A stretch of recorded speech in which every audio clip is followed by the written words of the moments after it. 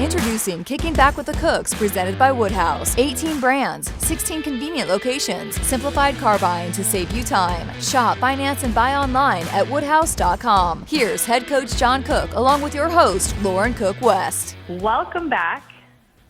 And you may be wondering where my beautiful face is, but I am actually out in the woods on my nature hike, cleansing out in nature, no phones, although technically I am calling in on a phone right now, but that's why I'm not on video today. Fun little spin on this month's episode. But Coach Cook, we have you front and center. We can see your beautiful face. Welcome back to the United States. Well, thank you. It's good to be back.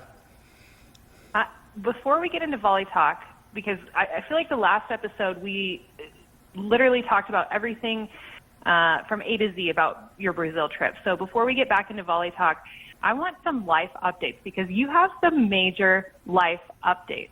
And the first one I want to start with is, rumor has it you've purchased another horse. Wow. When you say volley talk, you're talking about, we're going to talk about volley talk on the internet, or we're talking about volleyball, Nebraska volleyball? I would like to set the record straight. I have never gotten on Volley Talk. For anyone who doesn't know, Volley Talk is this, it's like the TMC of the volleyball world. Like, TMC, the magazine?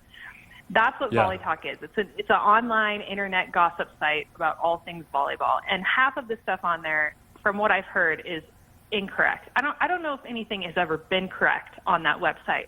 But I'm talking just volleyball talk, not volley talk, because I do not go on Volley Talk.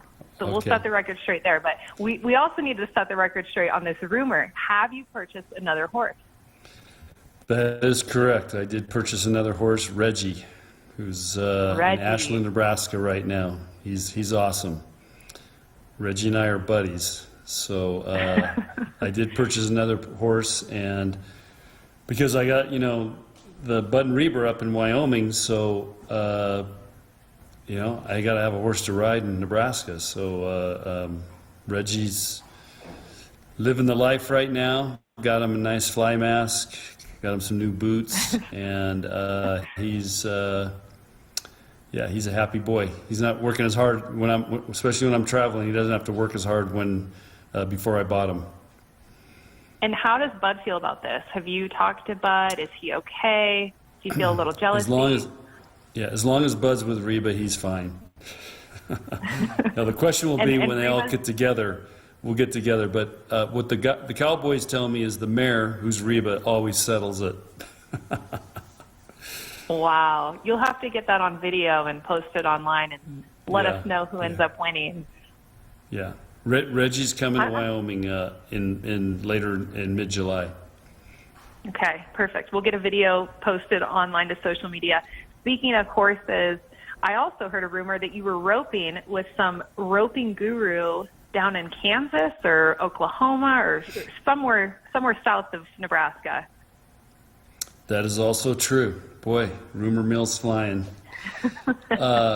So it's a great story. We could talk the whole podcast if you want about it. I would be more than happy to. But so there's a guy named Tyler Magnus. He's a 9-time world champion.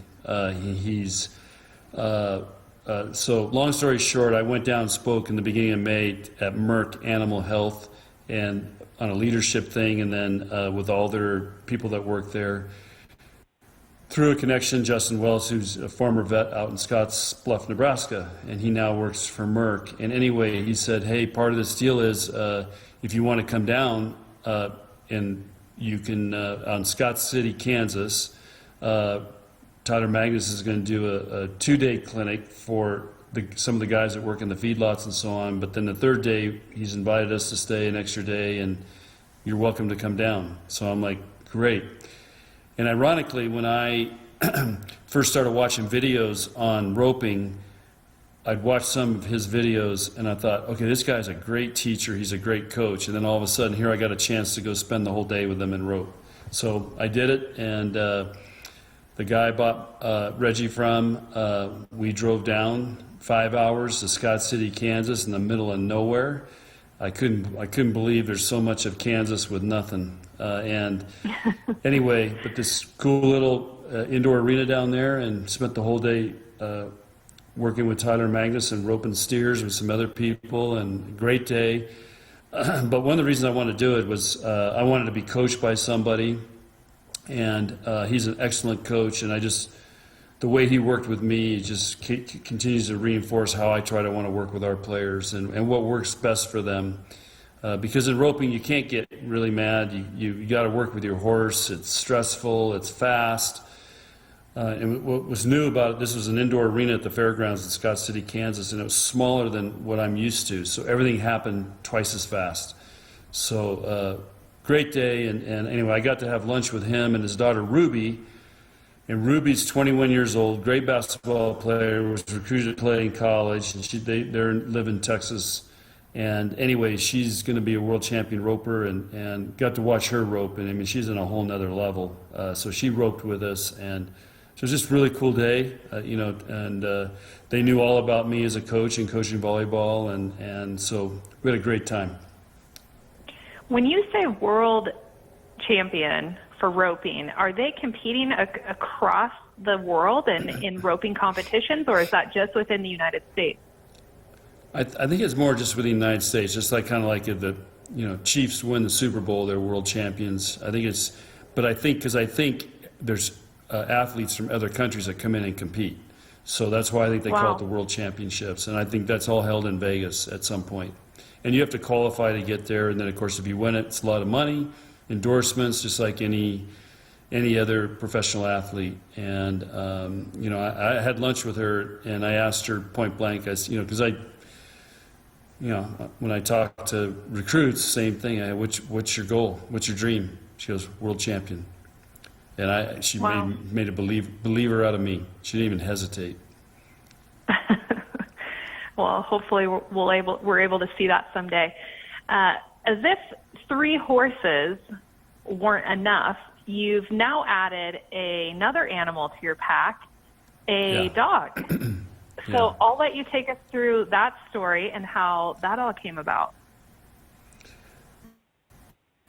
Okay, so my daughter Lauren, who loves animals because her grandmother, my mom, rescued animals, horses, dogs, everything, worked for the Humane Society, was a big animal lover. So I think she passed it on to you. And well, she passed it on to you, and then you passed it on to me. Yeah. So next thing I know is you're taking in a rescue dog to host from, which I think everybody should check this out. This is a retired former orthopedic surgeon who he's a pilot. He has a custom designed 206 Cessna, which is a great plane. I've actually flown one of those, and he can haul up to 200 dogs now. And so he goes around, and you can check him out on his website. My dog is my co-pilot, and he goes around and rescues dogs from all over the country and takes them to towns and places where there's an interest in saving these dogs and adopting them. So you took a dog in, Indy, who you were going to host. The next thing we know, Wendy's Foster now has Indy. Yeah, Foster.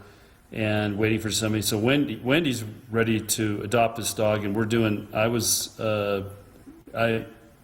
getting ready to go to Brazil, so I was in Lincoln, we were training.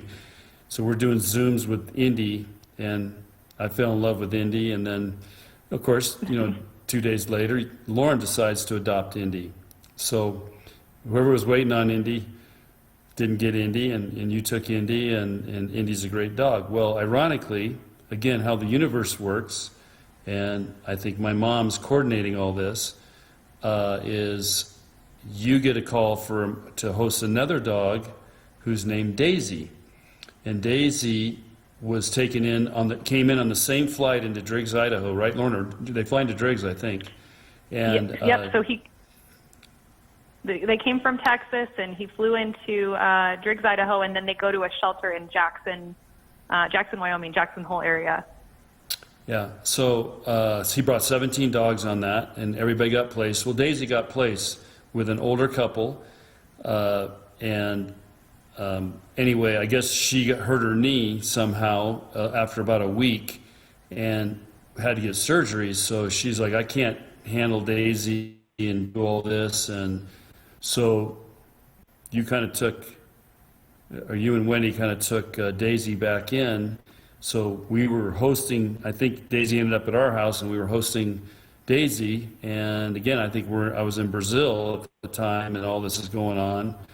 And anyway, Wendy fell in love with Daisy. So now we have Daisy, who is a great dog, and she's, but just like you and I have talked about, you wonder what these dogs have been through, and they're just become so loyal and so attached because somebody's giving them love and food. And, as you know, you saw both those dogs, their ribs are showing, but they're just unbelievable dogs, and how fast they just connect and bond. And so last few days, we've had a great time with Daisy, taking her on hikes, and so it's been really cool.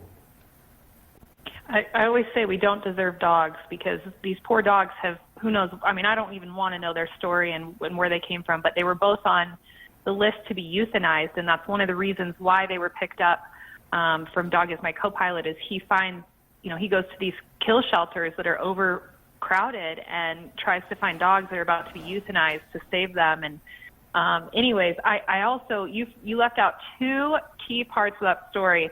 First one is This flight came in on your mom's birthday, on Grandma Cook's birthday, May 20th. So you were talking about how the universe works and how she was coordinating all of this. That was a crazy sign right there. Is on her birthday, this flight landed with Indy and Daisy. And then the other thing you left out is, and this, you have Daisy, I have Indy, and this relates more to Indy. But when you originally, when you and Mom were talking about taking in Indy, you were telling me you remembered when you were growing up, you had a dog named Chester that looked identical to Indy. So again, just another way that the universe is working, and a higher power is putting this all together, but sending a dog that looks exactly like a dog that you grew up with when you were living at home with your mom. Yep, and when I first got the pictures, I sent them to my brother, and I just said, Dave, who's this? Look at this dog. Who does it remind you of? And he goes, Chester. Right away, and that's a dog we had growing up. So anyway, I don't know. It's a dog's world. We're just living in it, and but these dogs are precious, and it's just, like I said, it's amazing that when you see the look in their eye and the connection they make. It's the same with horses. Once you make a connection with a horse, it's a whole feeling comes over you, and that's one of the things with Reggie. Reggie and so Reggie's owners, he said he has two quirks. One is he hates to be caught, so you got to chase him around to catch him. Okay, and then the other one is when you get in the box to get ready to chase a steer, he turns his head sideways, so it's like he's looking the other direction, like I don't want to do this. So I got that fixed. And then the catching part, I just said, hey, let me work on it. So first day, a little bit, he kind of had to work, got him. Now he walks up to me when I come in the corral to catch him. So wow. It's just with treats, with love, connection, the trust. Once they build that relationship and trust, seriously, he walks up to me now when I come in there. And so again, wow. Once you develop this bond and trust, with these animals, it's you feel it. And again, I equate all this to coaching because I'm trying to do the same thing with our players. And I think great teams and great coaches, you have this, we called it ultimate trust, that everybody is just connected and working together, and it's a very powerful thing. Is Daisy there? Can you bring her on camera? Will she hop up on your lap? I may have to yell. I think Wendy's keeping her secluded so she doesn't disrupt the podcast. So my guess is she's probably taking a nap right now. Okay. Well, maybe if she wanders out towards... Yeah, let's yell. Let's get Daisy on here. Yeah. Wendy, can we get Daisy? So we'll see. They might be napping. Yeah. So it's Daisy's while nap we're time. waiting on the star appearance from Daisy. You have some downtime right now, just a little bit. You got back from Brazil before camp starts. So what are you up to? Fill us in. What's been going on? Well, this is so we got back the night of. Here comes Daisy. Here it comes. Come here, Daisy. Come here. Come here, Daisy. Come here. This is one good bad habit that we let her go. Come here. Oh, come up and see me. Come up and see me. Come on. Oh, she's sleepy. Wait a second. Come on. Come on. Oh, come up here. Come up here. Come on. Come on. Come on. Come up here. Come here. What? Come here, Daisy. Come on. Oh, this guy. She likes to come up here and help me work. There's Daisy. Oh, Daisy girl. Yeah. Daisy, who's over here? Who's over here? There you go. Is that good enough for Daisy? Yep. Say hello to Husker Nation. We have no idea what the mix is, but look at this. She's just an awesome dog, and took her on a huge hike yesterday. And anyway, we're pretty sure she has what's called Catahoula in her, which is a new breed I had to learn about. It's a great breed. It's a herding breed. But the way you can tell is her feet have a little more webbing in them because they're from the bayou in Louisiana. And so they're used to, and she goes nuts when we get around water, sitting water with willows and stuff in it. She just wants to jump in there and go and hunt. So that's one of the reasons we know she's got a little Catahoula in her.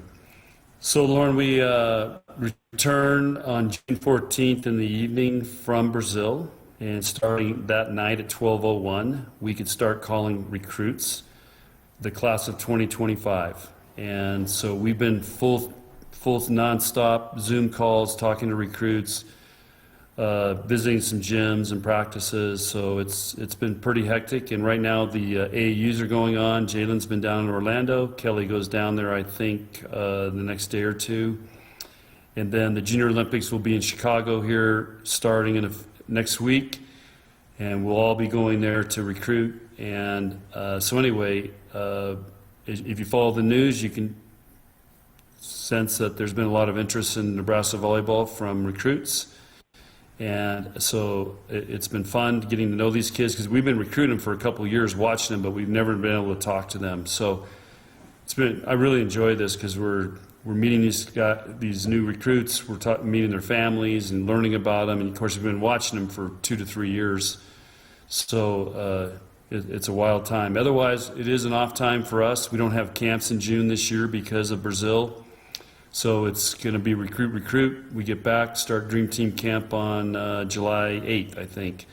And then it's, I don't know, 20 straight days of camp or something, and then another little break, and then we start 2 days. So this summer is going to fly by really fast. It's wild to me how much recruiting has changed. I was thinking about this the other day, just since, I was going through the recruiting process and how different it is now. And do you feel like you're having an easier time recruiting with how much has changed, or do you feel like it's more difficult? It's a good question. It's different. It's not more difficult. The way the NCAA has set up the dates, though, it makes no sense. So you can call them on June 15th. You can't have in-person visits or anything. They can't visit till August 1st. So you got all this going on, and so what happens is they can't visit school, or we can't visit them in person till August 1st. So what happens is you've got everybody talks, and they talk to all their schools and coaches and everything. And then what happens is some people start making commitments. So it creates this panic. But they can't visit, because a lot of them want to take visits, but they feel pressure. If they wait, they're going to lose out. So if maybe they figure that, if I wait and take a visit to Nebraska, I may not have that opportunity in August or September or October. And that's what happens. So the way they've structured it doesn't really make a lot of sense, or promote it, making it easier for the recruits. I think, so I don't know if it's any harder, but it makes more sense. And now we can also pay for their family to come in on official visits. That was passed this year, so that's kind of a no-brainer why that hasn't happened.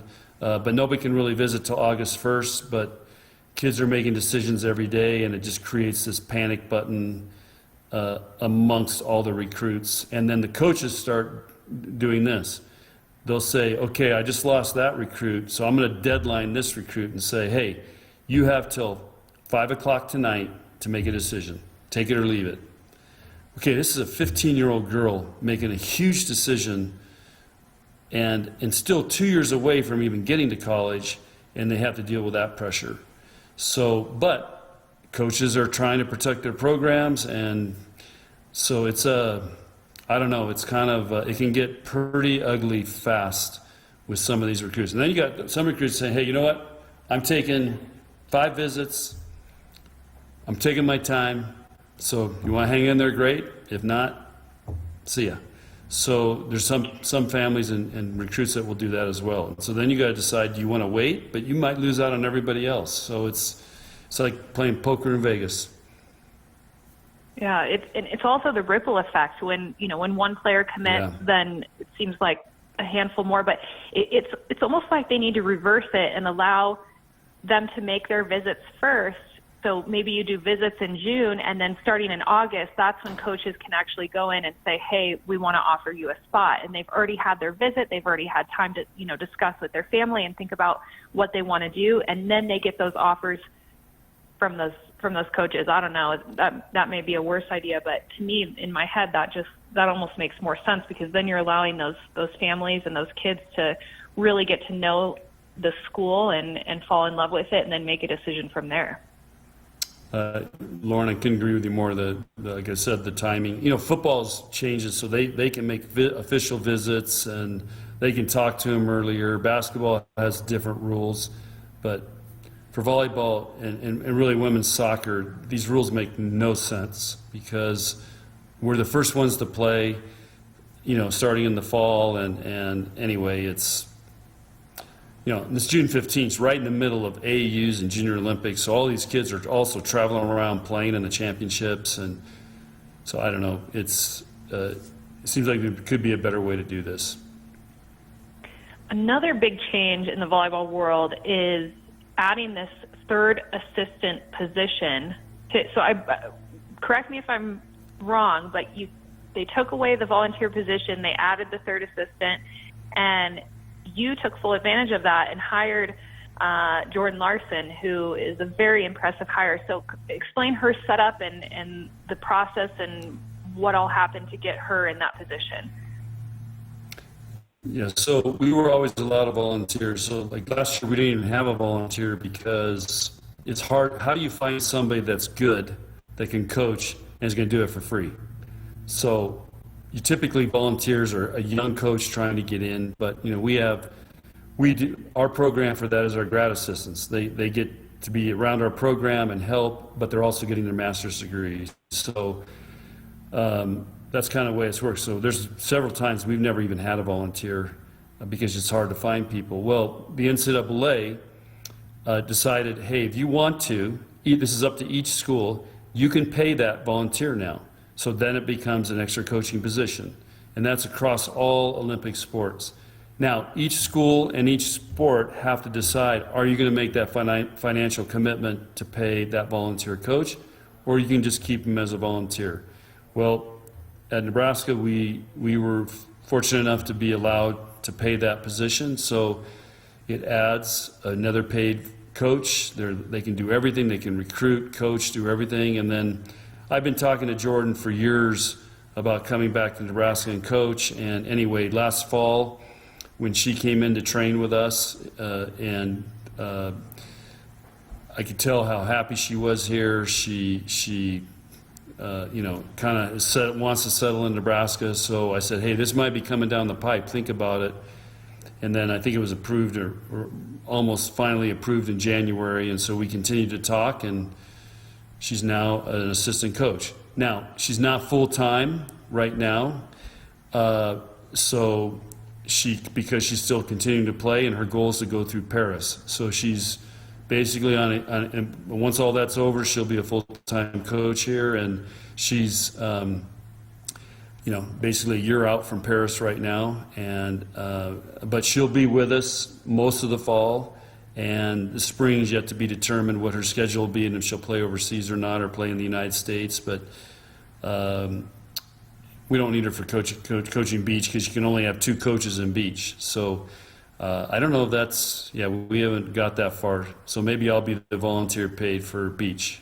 So anyway, that's kind of how that works. And we're really lucky to have the Gov back in, and she's been great. And even when she's away, Lauren, so she came and trained with us to prepare for Brazil. She couldn't go to Brazil with us, but she's working with our players. She Zooms with them. She watches video on Zoom with them. And you've seen Volleymetrics. I mean, she can watch any practice, any match. She watched our Brazil matches, so she can watch all those and work with mainly our outside hitters. So it's she's into it, which is really cool. That is really cool. You made quite the commotion when you hired her. I think the volleyball world across the United States was just really happy for you and for her, and everyone commented on how great of a hire that is. So congratulations. Brazil trip, we need to touch on this. Just a quick recap, maybe give us the highs and lows, or if there were only highs, but just how it went and your overall take on that trip. Well, this is the sixth international trip I've taken the Nebraska volleyball team on. I did one in 1996 at Wisconsin. We went to Russia. So all the other trips before Brazil, we went to China and Japan. And so this is the first trip to Brazil. And I would have to say it was probably the best international trip that we've done. And here are the reasons why. First of all, we took 2 incredible guides with us. Both are doctorates. Dr. Leo got his PhD at Nebraska in our sports science NAPL lab. So that's where I met him. And then Dr. D'Amata, who's an adjunct professor from Brazil at Colorado State right now.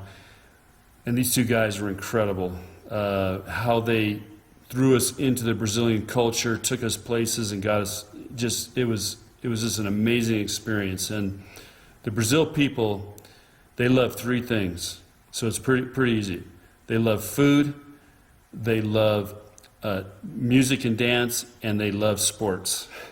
So it's a great connection, and we did a lot of that on the trip. And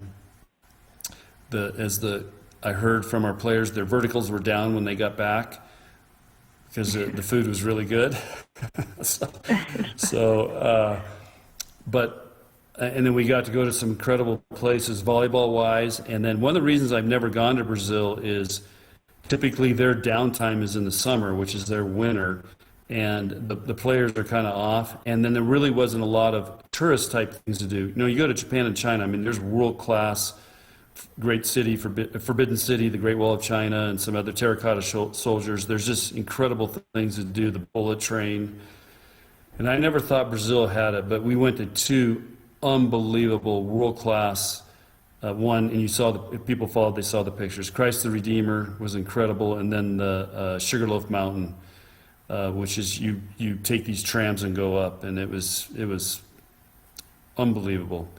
And so anyway, that was a highlight tourist-wise. And then at the end of the trip, we kind of took a day and a half and went to this fishing village called Buzios, and it was beautiful. We had this, I don't know, it was a 50-year-old hotel that you felt like you were in Greece in a movie. I mean, it was awesome. And that's where we kind of had our captain's meetings and debriefed the trip and just talked about where we're going from here. So that was beautiful. And then we got to go to their Olympic Training Center, which is just for volleyball, in Saquarema. Saquarema happens to be on about a 10-mile beach. It's also beautiful, and they built this great training facility. So we went there and played, trained, lifted, ate some meals there, and then went to the beach. So they figured it out. Brazilians are smart. Let's build a training center on the beach, and then everybody's going to want to come there and train within Brazil. For their U19 team was there, the U21 team was there. Of course, their national teams are playing in the VNL right now, so they're traveling all over the world playing along with our USA team. And And then Rio's Rio, it's a huge tourist city, huge beach, incredible, busy. You got to be careful. Big city, so a lot of traffic. And then we started in Belo Horizonte, which means beautiful horizon. It's a mining. It started as a mining town. Now it's a bigger city, and that's where we started, and really just loved the whole vibe of that city. And so I could go on and on and on, but the food was incredible, the people were great, and if I had to say the highlight for I asked most of the players what their highlight was, and it's hard for Americans to understand this, but what Brazil has done is they build these clubs. So let's just say in Omaha would build this huge sports club, and they would have a professional team, and then they'd have 20,000 members in this club, and this club would be a city block. Think of a whole city block, and maybe 5 stories with gyms, weight rooms, swimming pools, every sport you can think of, you can do there. So you can drop your kids off there. They have restaurants. And so that's what they built in Brazil. Well, in Belo Horizonte, we went to what's called Club Olímpico. And Club Olímpico is the same type of club, but it was built for the kids that live and the families that live in the Flavios, which are basically the slums. And a really smart leader in Brazil built this so these kids would come to the club as opposed to, try to keep them safe and out of trouble. So it's a little bit different clientele there that are in this club. It's a little different vibe, and our players loved it. And they were playing with the kids and the families, playing all these sports, and they were teaching us. We were grilling out there, hung out at the swimming pool, and that really touched a lot of our hearts. Just seeing, and we're in a couple weeks here in July, you're going to see a video of what we did for those kids with help of Adidas, and it is heartwarming and really cool, and just to see their appreciation. And of course, they love the Americans and they love Nebraska, and we're going to we have an Olympico jersey because they do have a professional team there, but it's not at the level of some of the other professional teams just because where it is and the financial, they're not making a lot of money there because it's the clientele that comes there, can't afford it. Wow.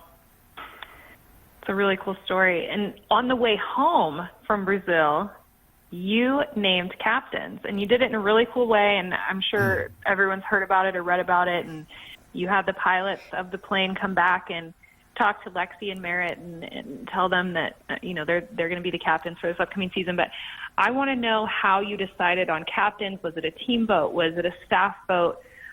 Did you even vote? How did you come to the conclusion that Lexi and Merritt were going to captain your team for this next season?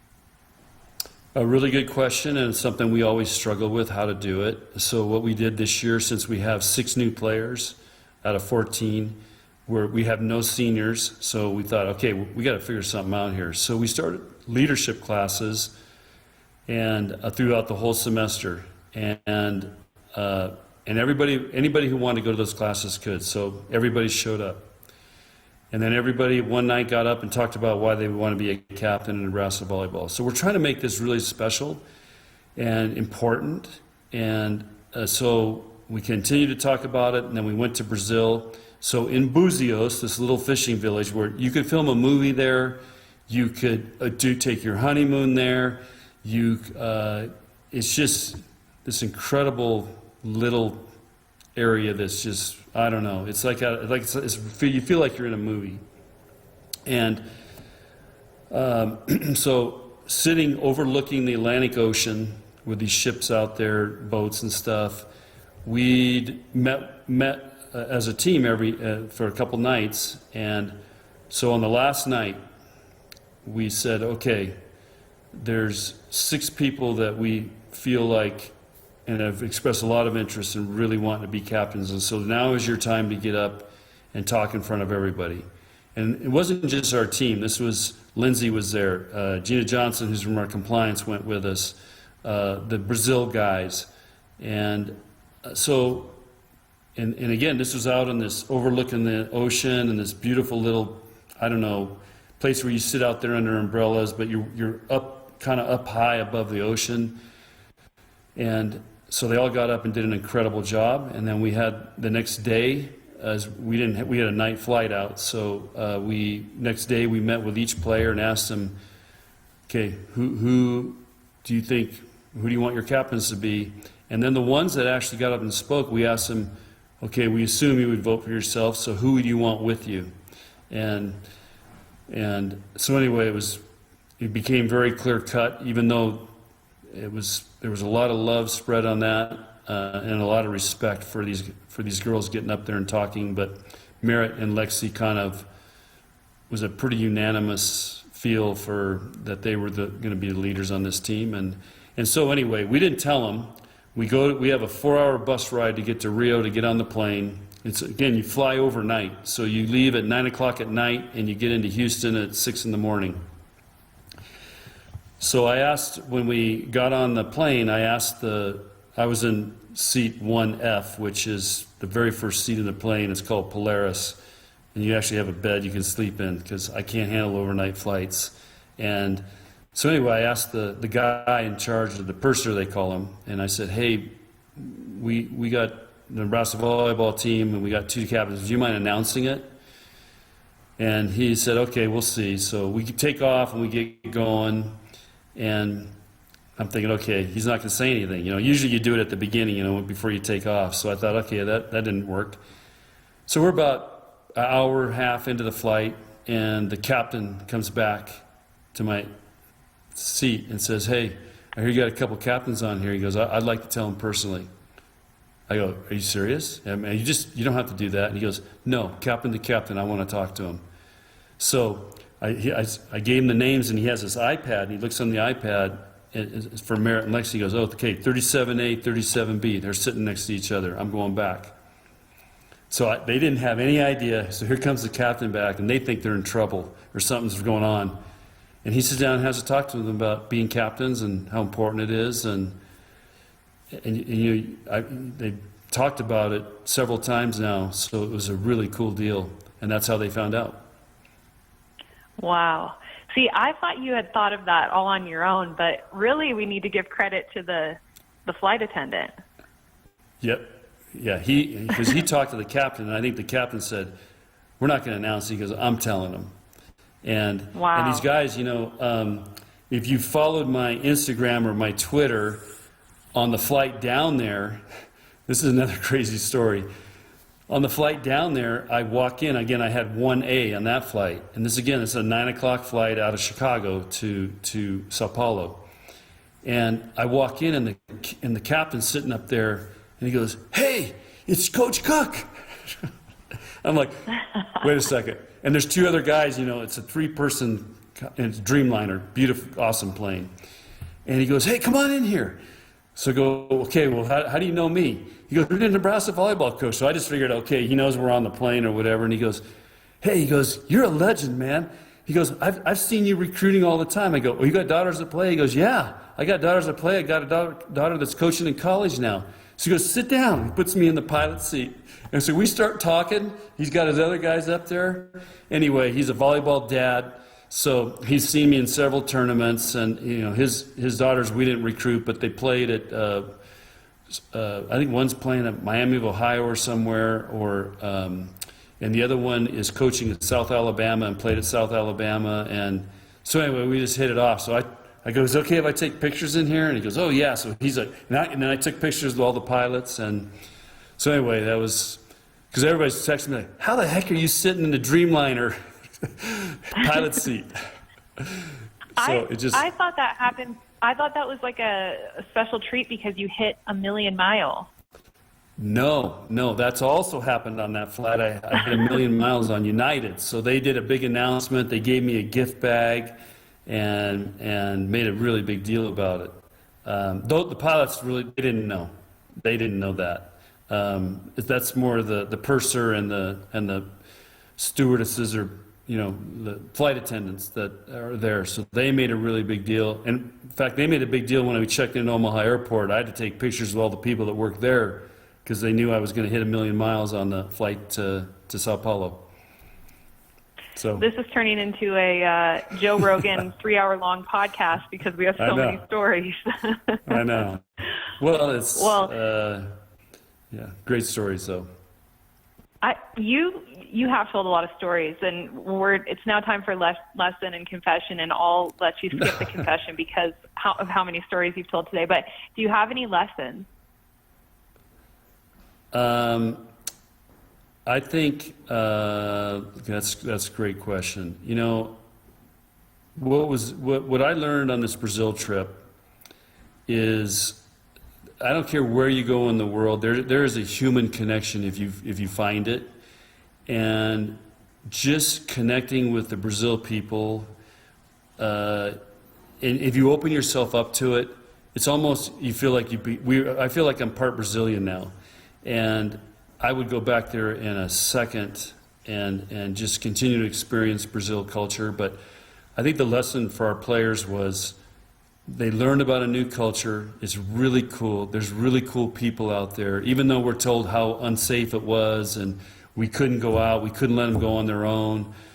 Our security was pretty tight. And ironically, Rice Volleyball we ended up staying in Rio, we stayed at the same hotel as a Marriott. They were there, and they came in, we were overlapped for 1 day is what I'm trying to say.